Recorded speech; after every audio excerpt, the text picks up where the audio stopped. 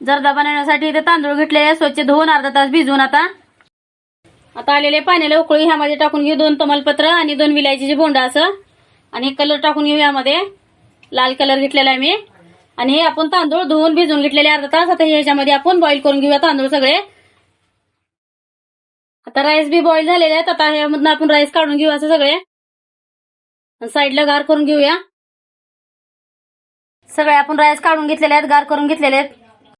तर आपण जर्दा राईस बनवून घेऊ इथे घेतलेले अर्धी वाटी तूप हे तूप आपण यामध्ये टाकून घेऊया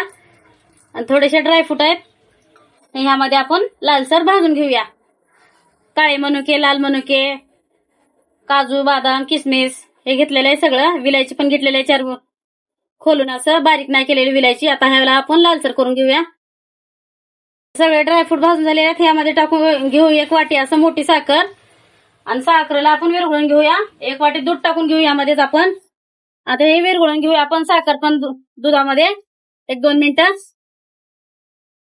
साखर झालेली आहे विरघळून आता ह्यामध्ये हे आपण राईस टाकून घेऊया मिक्स करून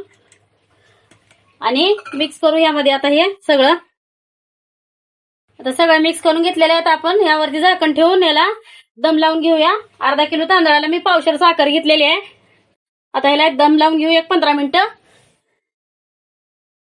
तर मित्रांनो झालेलं आहे 15 मिनिटं आता आपण बघूया आणि गॅस बंद करून घेऊया एकच नंबर राईस झालेले आहेत मित्रांनो तर मित्रांनो तयार आहे आपला जर्दा राईस असं एकच नंबर झालेला आहे असं काजू बदाम पण हे सगळे नाही का असं एकदम मऊ लुसलुसीत झाले आहेत खोबरं पण तुम्ही नक्की ट्राय करा व्हिडिओ आवडला असेल लाईक करा शेअर करा